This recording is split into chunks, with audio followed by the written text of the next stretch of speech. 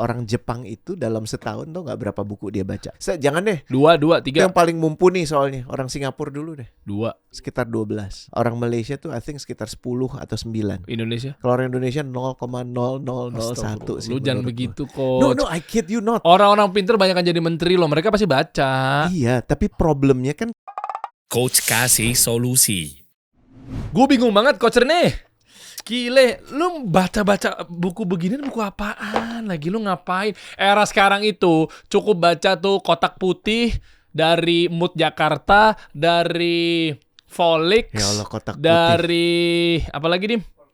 Volkatif, dari Creative Fox. Cukup, terkuak.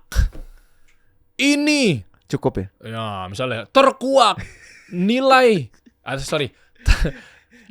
terbongkar aset Tom Lembong selama menjabat menjadi Menteri Perdagangan. Ketahuan keluar dari Viera. Itu Gitu udah langsung ambil kesimpulan. Gitu ngapain baca-baca begini? Sekarang pertanyaan gue gini nih. Emang buku-buku juga udah pasti benar? Bisa jadi mungkin bukunya yang lu baca juga ternyata menyesatkan. Misal. Tapi itulah makanya kita mesti ngumpul di sini nih, karena gue tuh sekaget-kagetnya pas kita ngobrol waktu kelas waktu itu, workshop anti nganggur. Iya. Pas gue nanya buku terakhir yang lo baca apa, lo lihat kan jawabannya mayoritas nggak bisa nyebut. Iya sih. Nggak bisa nyebut. 300 orang 300 orang nggak bisa nyebut. Paling yang satu nyebutnya tuh udah buku yang aduh udah lama banget gitu ya. Atau ya banyak juga akhi-akhi yang langsung bilangnya Al-Quran ya alhamdulillah wa syukurillah. Atau mau Kitab Riyadhus Shalihin. Lu mau bantah gimana? Iya bagus. Minhajul Muslim. Bagus. Cuman ya butuh ada juga buku-buku lain dan nggak ada minat baca. Itu yang gue sekaget-kagetnya. Coba baca buku nggak ada. Mana datanya coba ada nggak di berita? Nih. Minat baca buku kurang masyarakat Indonesia. Salah, ini judulnya harus dikoreksi. Kenapa? Minat baca kurang, masyarakat Indonesia lebih suka bingkai putih. Kotak putih. Kok bingkai putih? Jadi gue ulang sekali lagi ya. Jadi teman-teman kemarin ada FYP muncul gini. Cara menipu Gen Z. Konten kreator nih. Gue mikir gitu. Cara menipu Gen Z. Si konten kreator cuma gini doang. Di videonya. Video 10 detik diulang-ulang. Nggak ngapa-ngapain. Cara menipu Gen Z. Di bawahnya ada kotak putih. Coba kotak putih coba. Berita. Gue nggak bilang berita-berita yang ada di Volkatif, Mood Jakarta. Berita kotak putih gitu. Iya, fakta.info. Enggak, buka aja coba simple Volkatif gitu. Jadi semua orang tuh gini, di Gen Z, gue gak bilang semua Gen Z ya. Mayoritas Gen Z, atau sebagian Gen Z, cepat mengambil kesimpulan tanpa membaca. Jadi begitu udah tahu kayak... Emang kayak lu milenial enggak? Ya sekarang jadi gue ikut-ikutan mau gak mau. Kejaksaan Agung menetapkan Tom Lembong terdakwa korupsi impor gula. Nah, langsung kayak, langsung begini. Oh, ini kotak putih. Ini kotak putih. Tuh, Kementerian Perindustrian. Volkatif. Ya, Volkatif mana? Coba Volkatif buka. Volkatif, bro. Iya, kayak gini-gini udah tuh langsung. Performa Manchester United tak kunjung meningkat. Pelatih Erik ten Hag kini dipecat. Langsung. Headline-nya. Maksudnya tuh headline-nya. Iya, kalau kita dulu tuh istilahnya headline. Iya. Itu headline memang. Cuma kan gara-gara template-nya adalah kotak putih ya begitu. Coba buka Volkatif. Gue nggak bilang medianya. Ya, gue nggak bilang medianya hoax ya enggak. Tapi maksudnya Volkatifnya mungkin udah bener, Indozone-nya bener, fakta.info-nya bener, tapi begitu caption-nya nggak dibaca. Makanya rata-rata lo tau nggak Gen Z? Apa? Ya dasar lo, woi baca caption woi. Dia juga dimarahin. Nah ini. Ternyata boleh kalau satu orang itu makan satu telur, nggak harus dipotong 4. Oke. Maksudnya Coba cari yang lain. Dan semuanya kotak-kotak putih gitu, kenapa ya Der ya? Kan lo ahli komunikasi, ahli visual tuh, ini kenapa nih? Jadi kayak visual begini? itu pilihannya semakin sedikit warnanya, semakin netralisasi warnanya, semakin mudah orang terpersuasifkan dan juga tergiring opininya.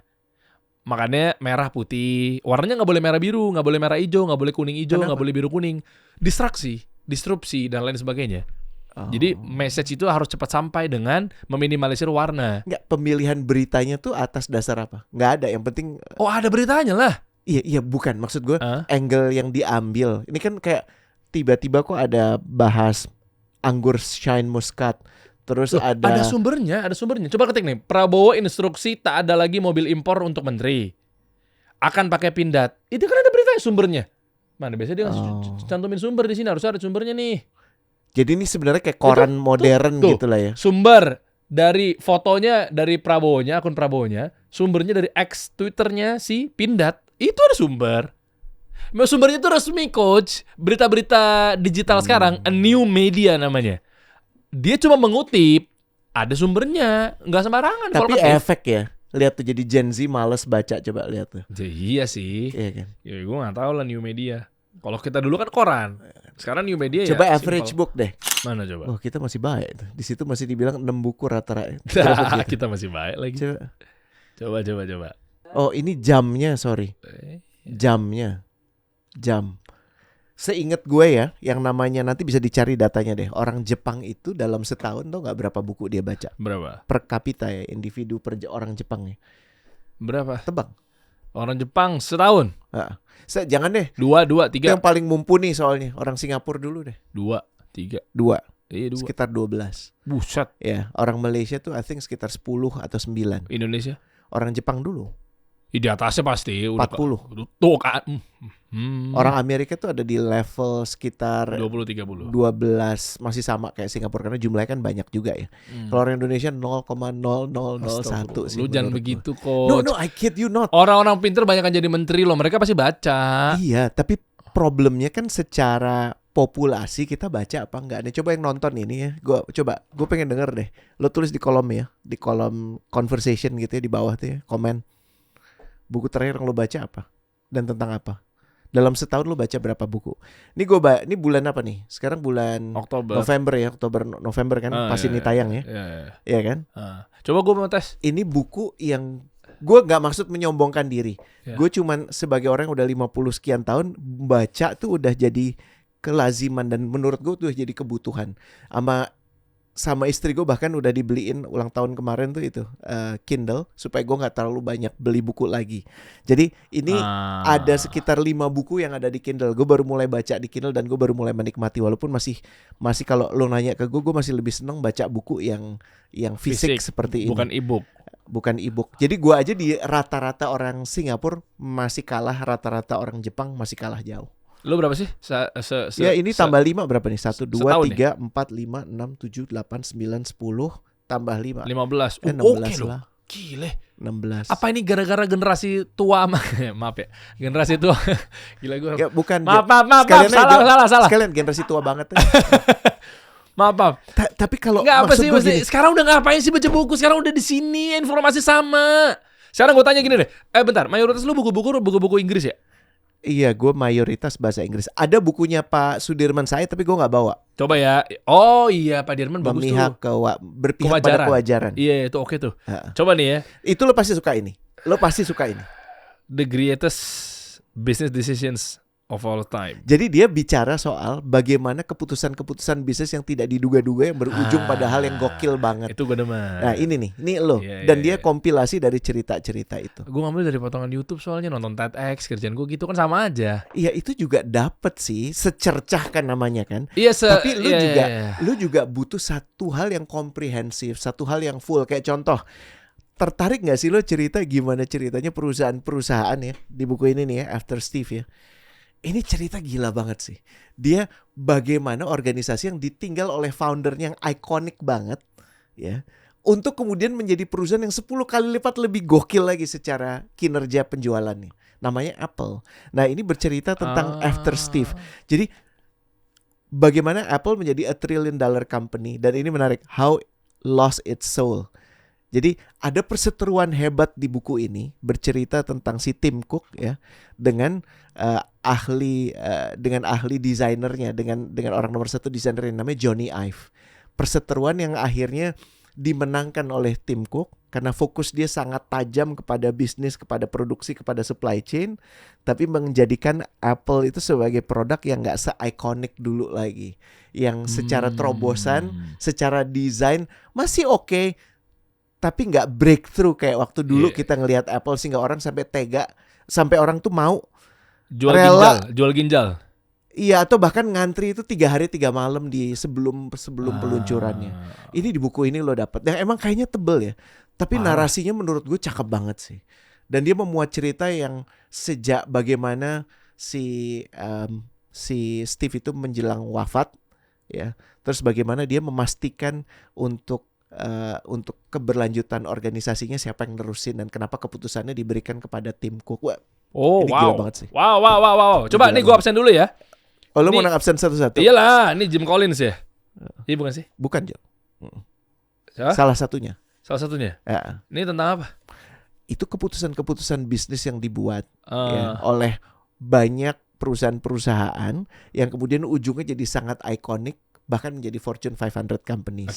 Mulai dari Starbucks, ya, terus AT&T dan banyak banget. Tahan dulu ya, nanti gue pengen tahu sebenarnya before afternya atau from this to this-nya ketika kita nggak baca, dan baca itu sangat apa ngaruhnya sama organisasi. Oke. Kan tujuannya gitu ya. Coach Betul. Kasih Solusi kan memang ini adalah channelnya buat karir lah. Betul. Organisasi, human resource dan lain sebagainya. Itu novel. Oh, novel. Tapi novel didasari pada kisah yang menurut gue epic banget. Lu gak pernah denger ya kisah ini? The Falcon of Sparta. Enggak. Oh, yang film 300 itu? Oh, bukan. Jadi The Falcon of Sparta gini. Orang-orang Sparta itu mereka juga dikenal sebagai sebagai tentara bayaran. Jadi ada sekitar ribuan orang Sparta yang dipekerjakan oleh anak dari Raja Persia, anak bungsu Raja Persia, yang kemudian dia ngelawan kakaknya. Kakaknya tuh yang menjadi raja akhirnya, dan ada perseteruan di antara mereka. So si kakak sama adik ini perang, dan si adik kalah dong, dibunuh akhirnya. Nah, ini kan tentara bayaran. Mestinya kan mereka tinggal disuruh pulang, enggak, mereka mau dihabisi juga dong. Nah, ini kisah tentang perjalanan ikonik, ya, ada di buku kunonya tuh ada gitu ya. Bagaimana mereka menyelamatkan diri. Sekitar 10 ribuan Spartan itu menyelamatkan diri dari di tengah kerajaan Persia untuk kemudian bisa selamat. Oh, wow. Dan sepanjang perjalanannya mereka harus berhadapan dengan detasemen dan pasukan-pasukan yang dikirim untuk menghabisi mereka. Dan yang memimpin adalah anak yang gak diduga-duga karena semua jenderalnya dibunuh. Jadi ada satu orang yang akhirnya harus memimpin, dan satu orang itu yang membawa mereka pada akhirnya keselamatan gitu. Anak muda yang 26 tahun yang merupakan murid dari Archimedes. Enggak, bentar deh. Ngapain? Apa hubungan sama organisasi? Buang waktu doang lo. Sebentar sebelum gue lanjutin nih Coach ya. Kan sekarang eranya mungkin karena gue milenial kali ya. Sekarang udah fasilitas sudah ada depan mata. Udah serba simpel. Jujur, sebelum gue tidur, nggak setiap hari, nggak daily ya. Bentar ya. Tapi mayoritas waktu gue sebelum gue tidur nih, malam-malam nih, itu pasti gue nontonin TEDx. Banyak faktornya sih. TEDx. Bagus. Iya, atau... Tapi lo ngerti TEDx kan bro? TEDx itu kan kan maksimum itu kan 20 menit ya. Iya. Jadi dia ada distilasi dari satu pembahasan penting. Kayak yang paling ikonik kalau buat gue di TEDx tuh yang gue kenal cerita tentang si Robert Waldinger. Yang Harvard Study of Adult Development. Itu gue taunya dari TEDx. Iya paham, maksud gue kan itu kan tapi udah mewakili buku juga. Nggak mewakili buku, tapi maksudnya kan itu kan juga bagian dari tapi kalau ilmu gitu loh. Iya bener, cuman kayak lo cuma dapat headline-nya, lo nggak dapat konteks keseluruhan ceritanya seperti apa. Tapi mereka present, kadang ada yang pakai slides ngejelasin. Cuman yang bisa lo dapatkan dalam 20 menit dibandingkan dengan coba lihat nih ya, Charles Duhigg nih ya. Ini ya. Dia cerita di sini chapter tentang the Harvard of Adult Development itu didedikasikan ke dalam 2 chapter. Lo bisa kebayang nggak? Dan lo bisa dapet banget depth-nya. Dan gini, kalau lo nonton itu kan lo dibawa sesuai alam pikir pembicaranya, bener nggak? Iya. Kalau ini yang dikisahkan itu narasi yang lo bisa lebih pelan, ya, lebih sequential, dan lo bisa naruh itu untuk mikir, wow, gitu, ngerti nggak? Jadi dengan keberadaan lo di sini, berada di buku-buku ini, lo bisa melakukan banyak sekali perjalanan, dan lo bisa hadir di tempat-tempat yang kalau lo nggak baca, lo cuma tahu.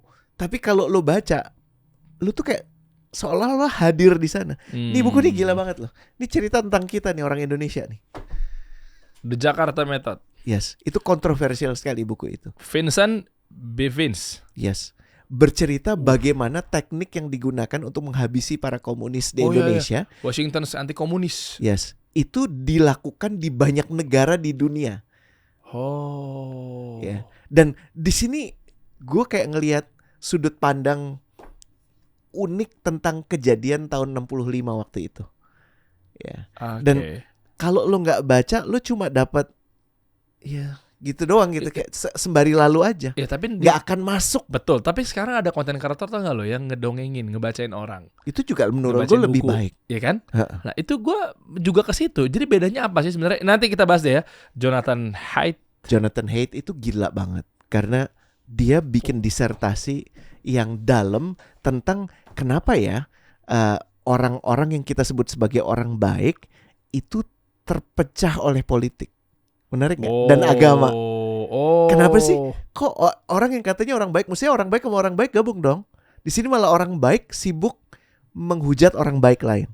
Dan definisi tentang apa yang disebut sebagai baik itu diperjelas banget di sini, dan kemudian menjelaskan kenapa muncul polarisasi dalam kehidupan keagamaan kita, dalam kehidupan kebangsaan kita. Ini dijelasin banget di sini. Ya? Gue belum tuntas ya, gue baru di tengah. Makanya lo ini ya. Yes. Ini judulnya menarik sih. The Obstacle is the Way. Yes. Ryan Holiday itu terkenal banget bukunya dia, namanya Ego is the Enemy. Si Renat lagi baca itu. Ya. Nah dia bikin series. Berikutnya adalah Obstacle is the Enemy. Sebenarnya kalau buat kita musibah adalah jalannya. Jadi dia ngasih tahu bahwa yang namanya kesulitan itu melalui cerita-cerita pendek ya. Buku ini bisa dibuka di halaman manapun ya. Dan lo dibebaskan untuk bisa meneruskan dari halaman itu. Terus lo bisa maju mundur karena kisahnya pendek-pendek aja. Itu juga menarik banget. Wah, dan lain sebagainya ya. Ada itu terakhir tuh. Apa? Do disrupt apa tuh? Ini lo banget karena pendek-pendek. Ini cuman yang gambar-gambar modelnya ini kayak apa kalau di bahasa lo visual scriptwriter ya, atau kalau di advertising tuh apa dulu yang orang yang jago milih kata-kata ya? Copywriter. Nah, ini copywriter banget nih. Ini buku lawas yang gue baca lagi. Oke. Yuk, ini kan dan masih banyak ya, mungkin lo juga nggak bawa satu persatu ya, masih panjang. Ini yang gue baca tahun ini aja. Tapi gue sebenarnya sih ngomong ini cuman ya kalau boleh dibilang tantangan deh. Ya, lo baca deh. Dan rasain bedanya. Apa sih sebenarnya? Ini buat Gen Z sih. Kalau gue mungkin masih dapat kecipratannya ya tentang baca. Betul. Baca, ngebuka wawasan, baca lu coba runut, mungkin pikiran lu jadi tajam. Bukan cuma chapter tertentu ya, full ya baca. Iya. Sebenarnya buat Gen Z deh, gue pengen naikin minat baca misalnya. Karena sekarang tuh apa gara-gara banyak platform yang udah menyuguhkan visual, sehingga jadinya ya gue udah dapat informasi dari situ gitu loh. Nonton YouTube juga. Gue nonton sebelum tidur, gue nonton YouTube yang 3 jam. Ada tentang kayak begini, ya nggak harus dongengin buku, tapi dia cerita tentang kisah-kisah biografi tertentu, dia monolog, gue nontonin, tau-tau ngantuk aja 2 jam. Ini kayak gitu-gitu loh. Gue bisa menjelaskan dengan berbagai macam cara ya.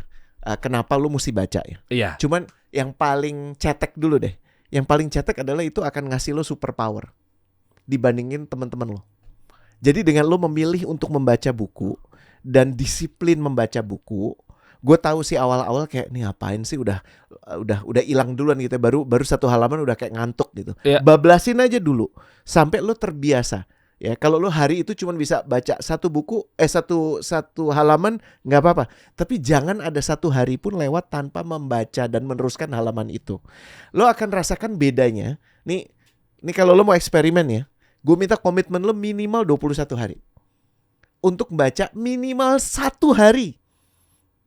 Untuk membaca 1 halaman per hari. Ya, besoknya lo baca tambahin lagi deh.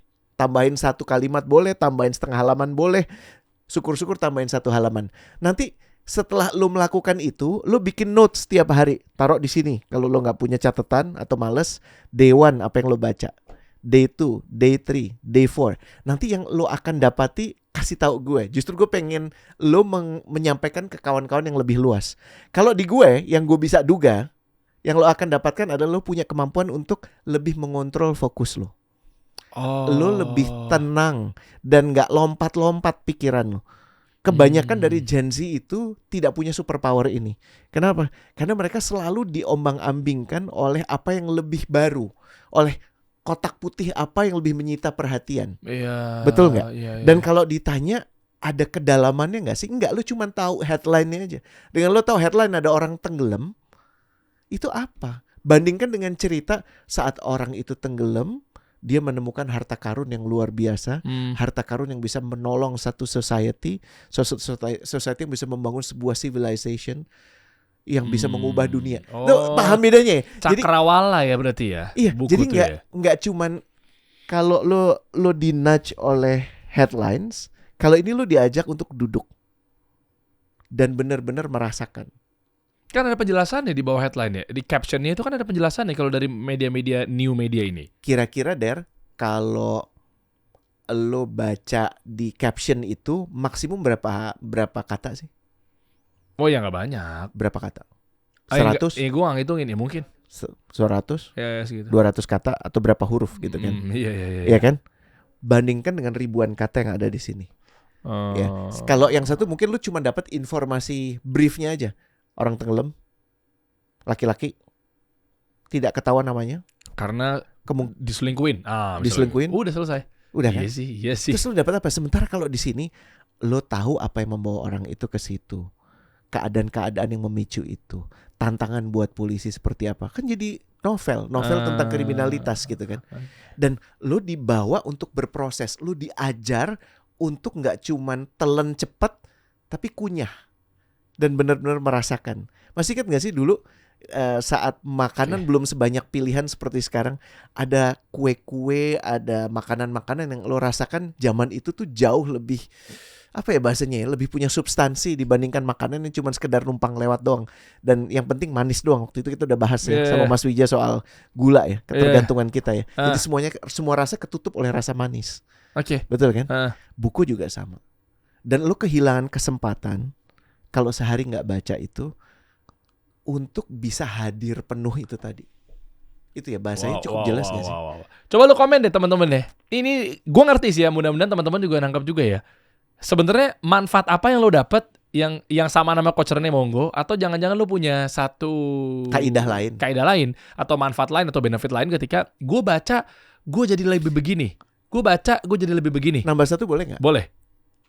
Kalau lo nonton kan lu udah dibawa gini, otak kita tuh kan kalau neuroscience tuh bilang ada yang fokusnya sama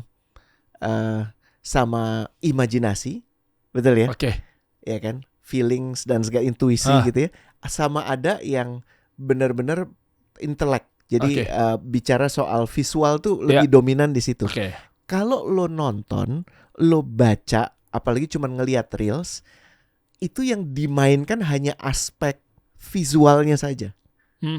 Jadi kemampuan lo berimajinasi, kemampuan lo untuk membayangkan, nggak usah ngebayangin wujudnya, udah ngebayangin wujudnya, ngebayangin keadaan aja nggak pernah gitu kan. Kenapa? Karena lo udah ditunjukin. Iya kan, kalau reels kan berapa 15 detik, 10 detik gitu, bahkan kalau lo nggak suka bahkan 2 detik udah lo swipe gitu kan.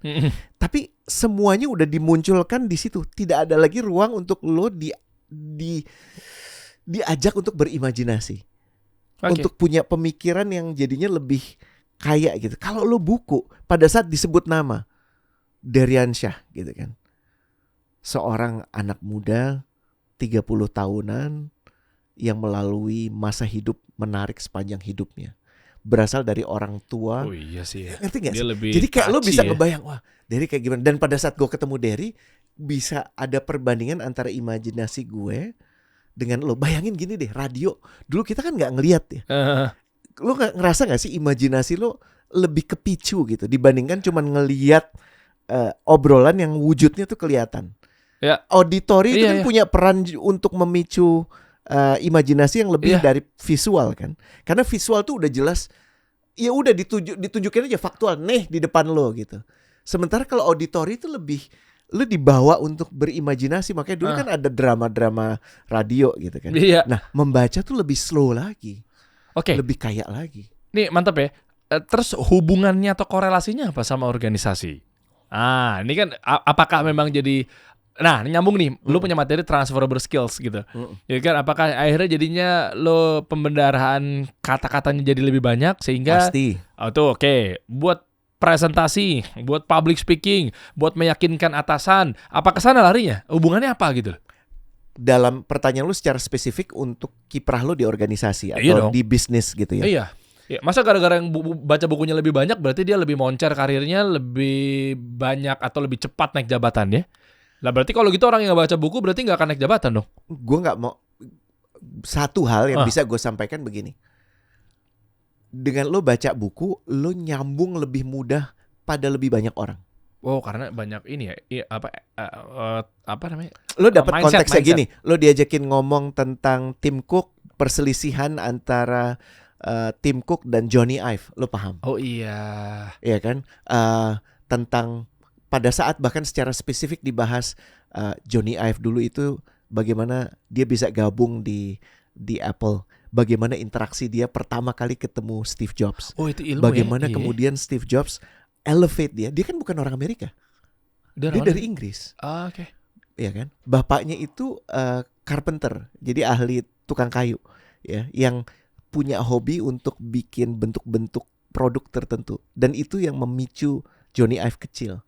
Tim Cook ini dari kota kecil di Alabama, sebuah kota yang sangat konservatif, ya, dan sangat apa ya bahasanya ya, sangat church going, orang-orang yang sangat ke gereja, tapi dia sendiri evangelis.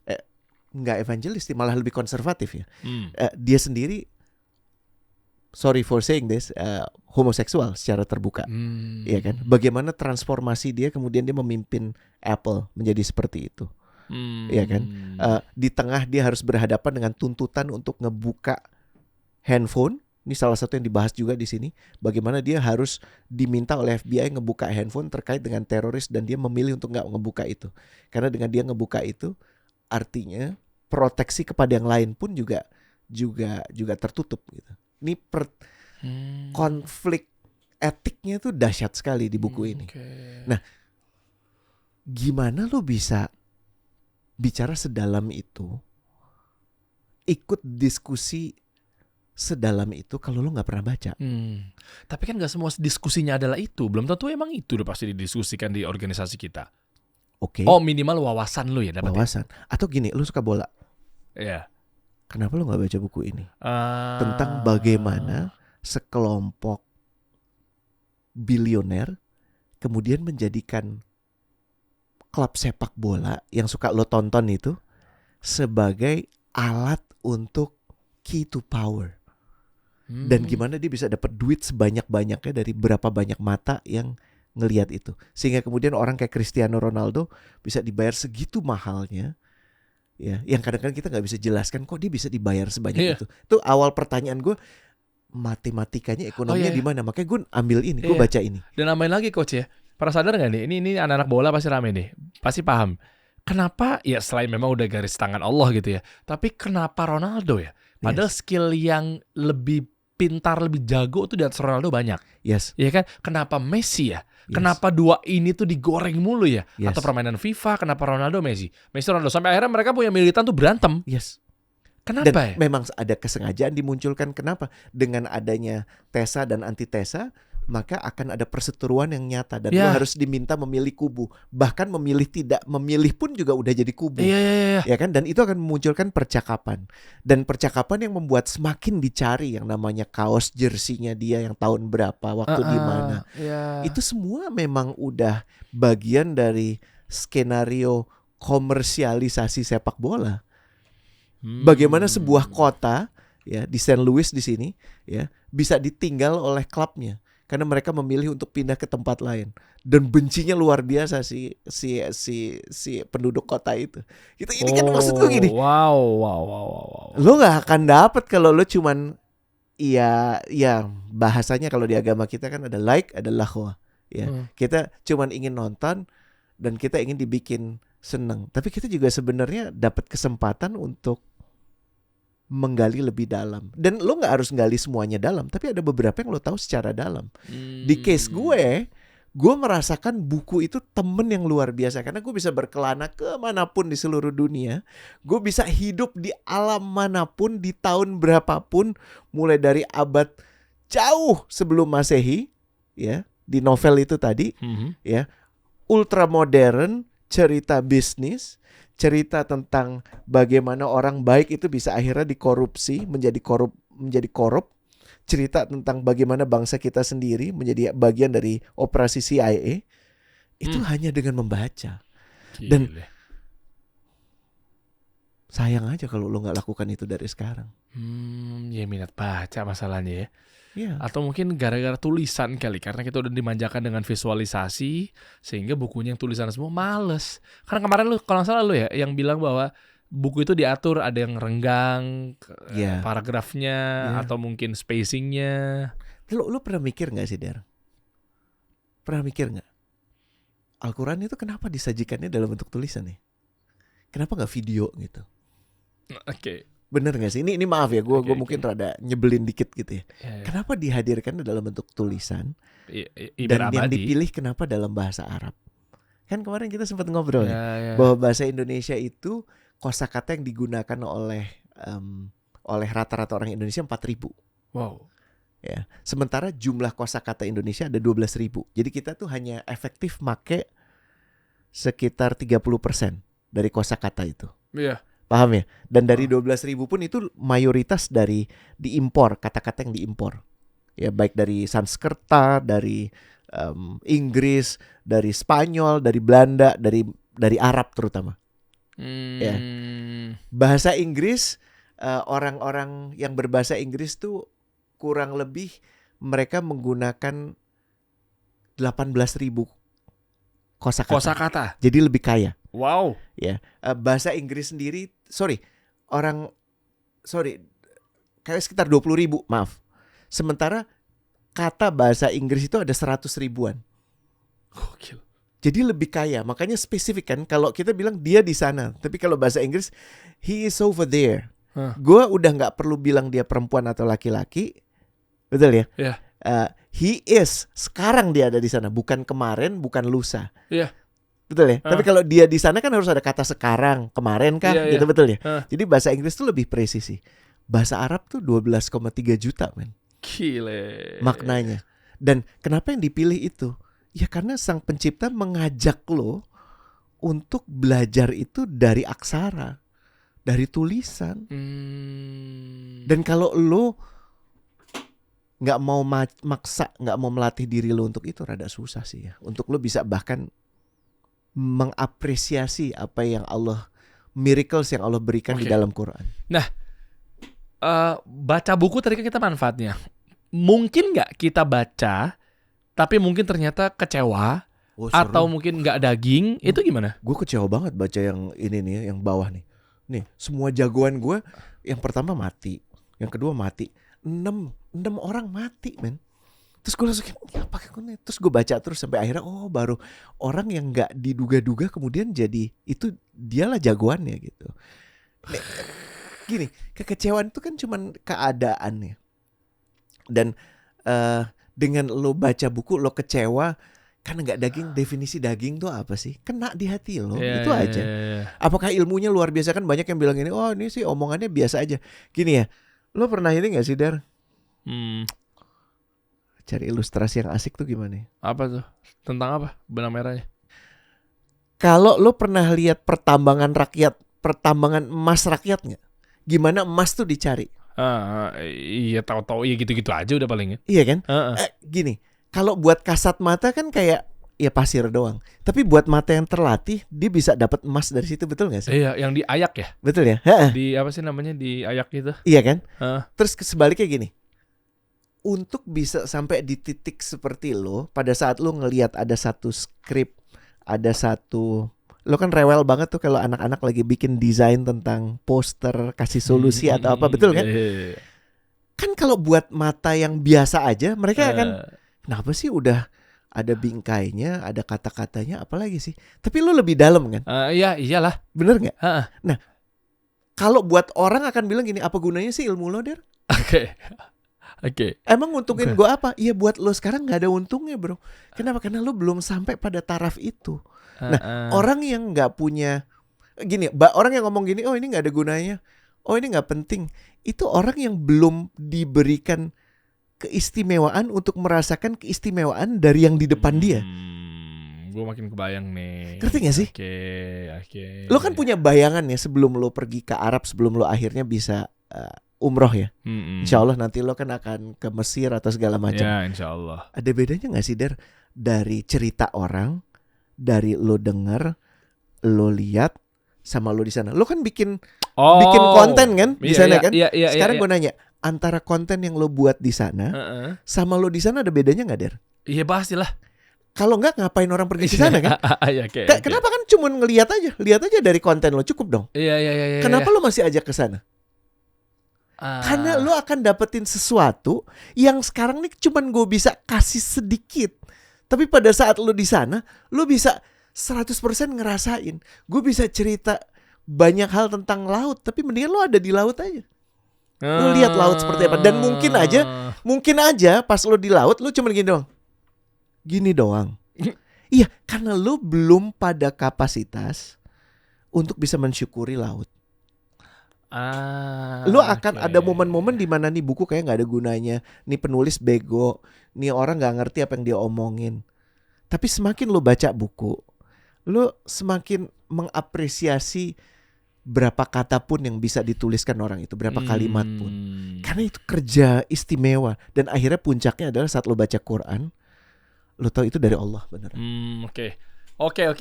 Gue nangkep, Coach. Berarti kalau gue boleh simpulin, ada beberapa orang yang coba untuk tektokan sama gue, sama staff atau freelancer atau mungkin partners dan lain sebagainya. Ada yang cepet banget nangkep. Ada juga yang maaf, ini orang nong-nong banget ya. Itu kayaknya minim literasi ya, literatur. Sangat. Oh iya. Jadi tiba-tiba ada juga yang langsung ngasih feedback kayak, oke, ya maksudnya gini kan Pak, ini kalimat-kalimat itu kayak ketata dengan rapi gitu. Ada juga yang kayak, ya nanti saya coba. Apaan sih gitu? Kayak lu aja nggak ngeyakinin gitu kan loh. Gini ya, kalau lo ditanya, Der udah kerja di mana? Seumur hidup lo udah pernah kerja di mana? Ya ada di MRA Media, ya kan, ada di Indika Energi dan seterusnya lah kurang lebih. Terus sebut. Oh, itu stasiun TV? TV. Hampir di mana-mana, Global TV, Antv, ya kan? Trans TV. Kalau ditanya pengalaman itu kan kayak pengalaman yang disconnected. Kayak buku ini disconnected, betul nggak? Iya. Nggak ada hubungannya kan? Penulisnya beda, warnanya beda, tulisannya beda, gayanya beda. Tapi setelah lo baca semuanya, mereka menyatunya di mana? Di gue kan. Dan kemudian gue bisa narik bus ini. Oh, obstacle of the enemy. Nyambung sama ini. Oh, tentang orang itu ke sini. Oh, tapi ini. Iya. Terus ini, disrupt. Oh, utamanya adalah ego. Oh, kenapa orang-orang ini? Oh, dia greed, ego. Jadi gini loh, tidak ada yang wasted kalau lo udah basisnya adalah bersyukur. Iya benar. Dan gue nangkapnya adalah Coach Rene ini apapun kalau gue bahas nyambung. Makanya itu akhirnya ada valuasi diri. Masya Allah, atas izin Allah ya, nyambung. Jadi itulah perkaya diksi itu kali ya. Yeah. Perkaya wawasan. Jadi makanya gue kayak demen aja kayak, lo bayangin deh, lo punya teman. Ya, orang ini tuh mau diajak obrolan kemanapun itu nyambung, dan nggak cuma nyambung, tapi memberikan satu insight, feedback yang get back positif gitu loh kayak oh iya tahu gue, iya tahu kena kasus ini. Abis itu ya udah, tapi kalau ini kan kasus ini. Tapi lu lihat deh, angle yang satu lagi. Tapi lu lihat deh, kenapa baru kebongkar sekarang ya? Nah, waktu itu gue pernah tahu dari tahun segini, kan gue jadi happy ya dengernya. Oh, oke. Nggak perlu gue kayak akhirnya tadinya gue mikir kayak ada kasus baru terkuak sekarang dari 9 tahun yang lalu. Akhirnya coba kalau ketemu orang yang iya lagi baru ketahuan sekarang, kenapa ya? Terus dalam hati gue, anjir, iya lu bikin gue Google juga ya ujung-ujungnya. Gue Google gitu. Kenapa sebelum gue Google akhirnya sebenarnya di tahun 2020 itu dia tuh udah dipanggil. Handphone gue jadi gue taruh ya. Oh gitu ya. Iya. Itu loh yang gue akhirnya ketemu tuh, karena literaturnya maksimum kali ya. Jadi berarti lu jadi mudah untuk masuk di organisasi, lu diterima di tongkrongan, buku ya. Dan benar-benar ya Dar ya, superpower itu jarang banget yang punya. Gue nggak mengatakan itu gue istimewa, sama sekali nggak ada maksudnya ke sana. Tapi gue bersyukur dari gue masih kecil dulu dibiasain untuk baca buku. Dan gue minta yang lain tuh lebih sering dibilang enggak sama orang tua gue. Tapi kalau gue minta buku hampir selalu dikasih. Selalu. Gue nggak inget gue mau beli buku apa nggak dikasih. Dan Gue pernah dalam keadaan yang sebel harus cari duit sendiri gara-gara bokap gue ngasih duit gue setahun. Tapi karena kelakuan gue sendiri bulan Agustus sudah habis. Cash flow-nya berantakan. Gue minta duit kagak dikasih. Dia bilang lu mesti kerja. Gue umur 15 Der. Akhirnya gue kerja di mana? Dan tanpa gue tahu bokap gue sebenarnya bukain jalan. Umur 15 gue kerja di perpustakaan. Namanya British Council. Ya perpustakaan yang dikelola pemerintah Inggris yang waktu itu ada di Wijaya Center di Indonesia. Nah beres-beresin buku. Dan di situ gue terbiasa ngelihat buku. Nah kalau di rumah aja nggak ada buku. Wah keren. Kalau di rumah aja nggak ada buku. Keluarga ya, support system. Gimana anak itu bisa terpacu untuk baca? Dia cuma ngelihat judul doang. Iya itu.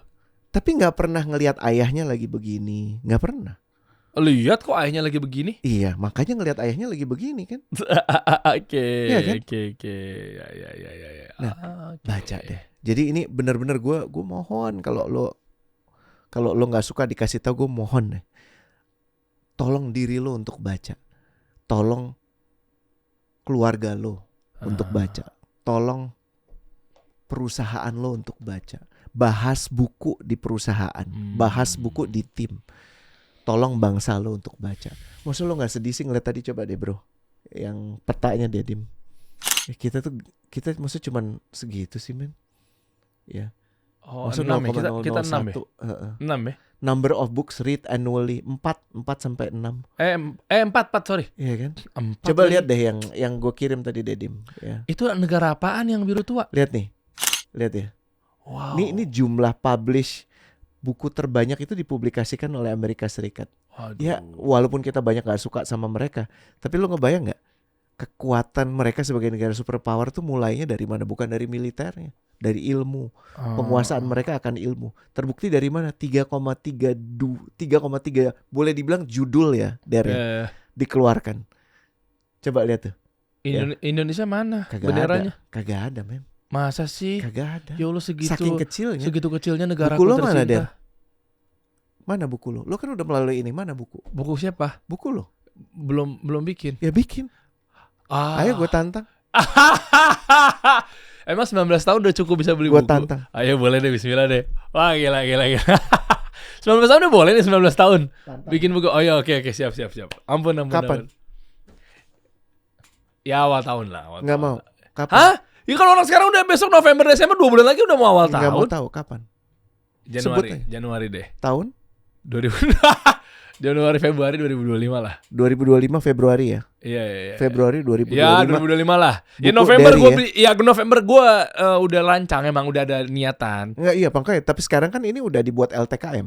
LTKM? Apa sih? Lari telanjang keliling Monas. Jadi ada rekam jejaknya. Oke. Dari ngomong doang. Nah, ya. Kenapa jadi gue sih? Nah, lihat ya. Ya. Okay, biar lo bangun dan kemudian kenapa? Ya. Tahu nggak kenapa lo mesti nulis buku? Kenapa? Karena orang yang nulis buku pasti dipaksa baca. Lihat tuh Renat. Oh iya. Lo perhatiin nggak dia lebih banyak baca buku sekarang? Iya. Saat dia mulai nulis buku kan?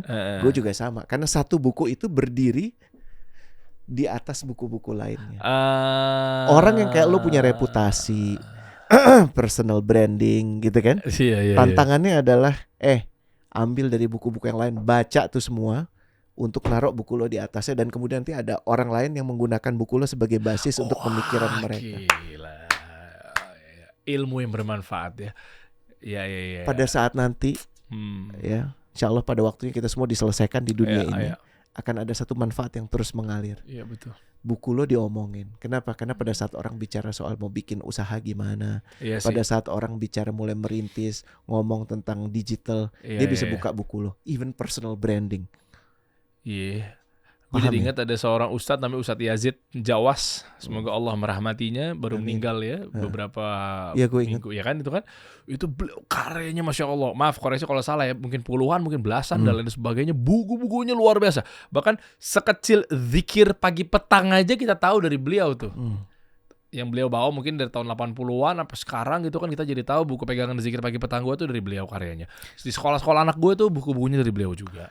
Buku-buku beliau itu kan didasarkan pasti atas apa yang ditulis oleh guru-guru sebelumnya. Ya iyalah. Ulama-ulama sebelumnya. Iya. Ya, ada satu yang namanya Imam Malik. Ya kan? Imam Malik bikin Al-Muwatta yang kemudian menjadi basis untuk semua pembelajaran terkait hadis.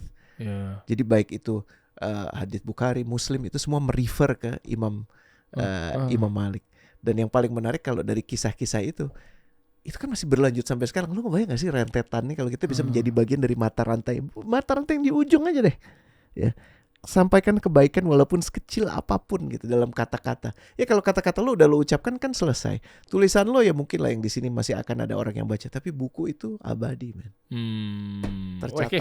Wow. Ya. Mantap Coach Rene nih. Share rekomendasi buku lo. Boleh coba komen dan coba cerita perjalanan lo untuk memacu kebiasaan membaca ya. Nanti kita coba ulas ya, kita pretelin ya.